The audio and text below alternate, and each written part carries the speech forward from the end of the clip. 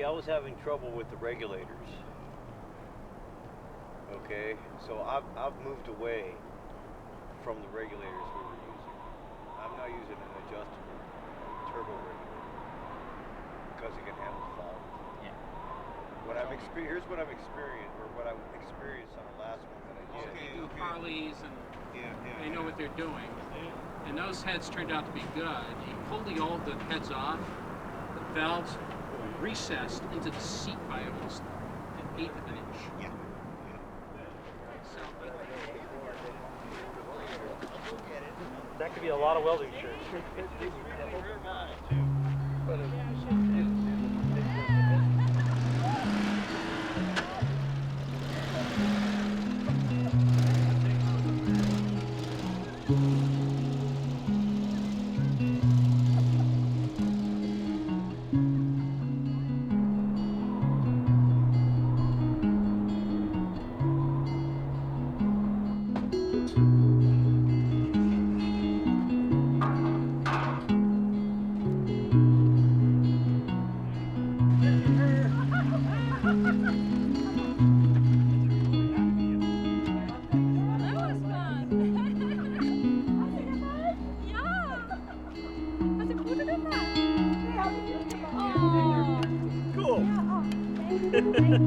Halflinger. It's an ambassador of peace. He's got his own Santa suit. He said, but they asked for my measurements. They're going to make a custom suit for me. And then he says, I got a gig out here in LA. He says, I get paid 10 grand to work 32 days straight, 8 hours a day, no days off in LA. He says they give me a hotel and a car. He says I'm on the hook for my meals and everything else. He says I get 10 grand. He says I like having to work one month a year. As Santa. As Santa.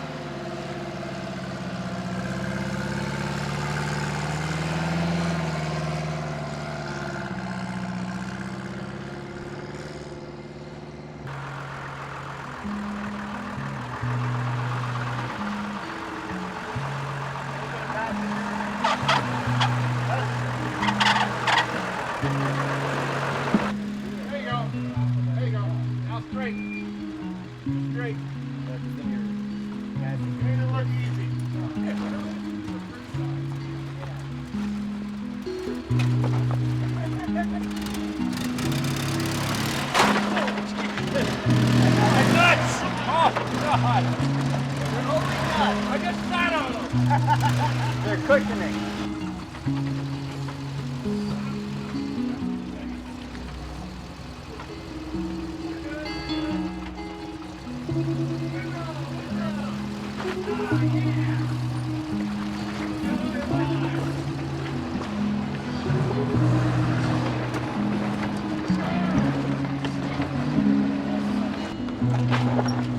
Real slow.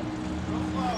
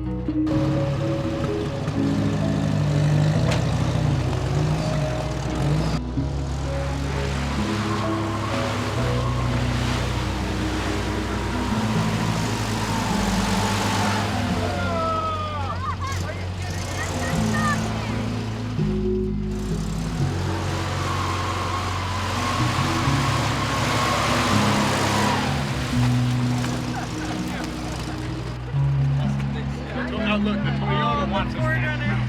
I'm coming to rescue him.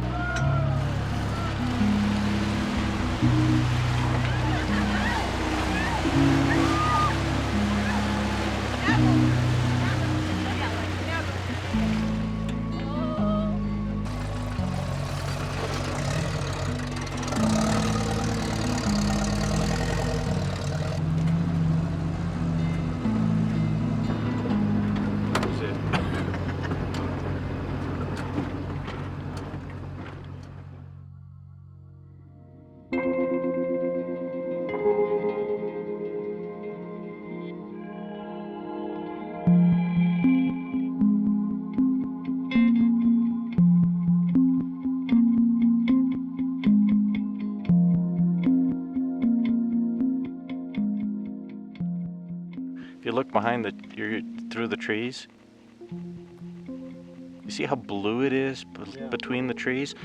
That's the shadow of the earth, yeah. My name's Jim Metler.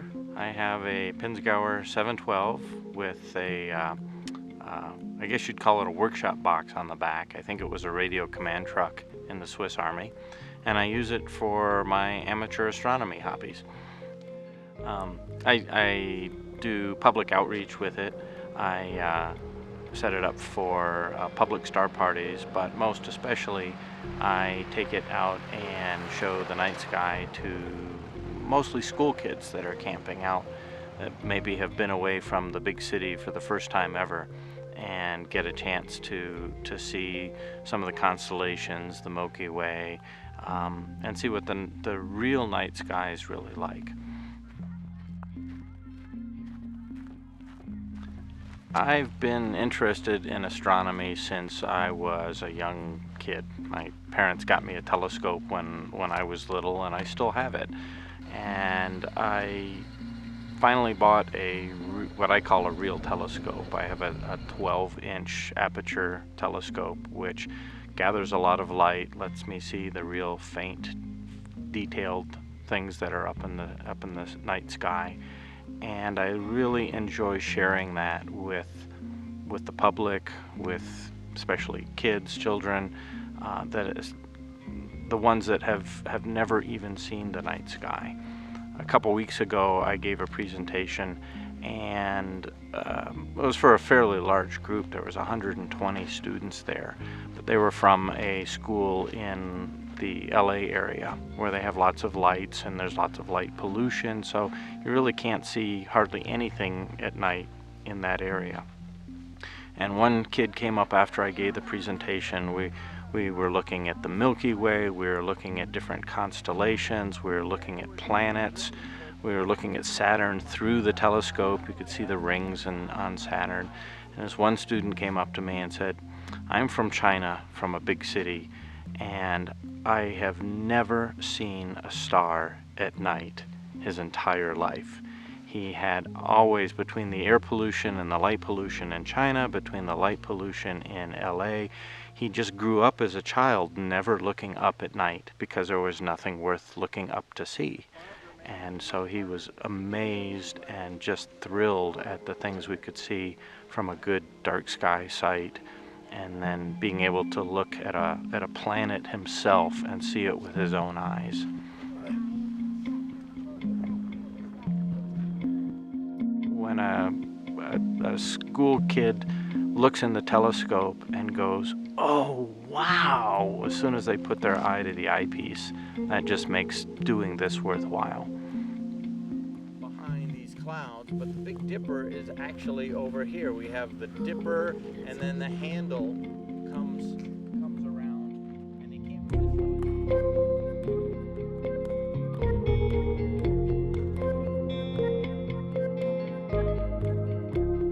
George Ellery Hale, who created the largest telescope in the world 4 times over, has a quote that goes something like, make no small plans, dream no small dreams.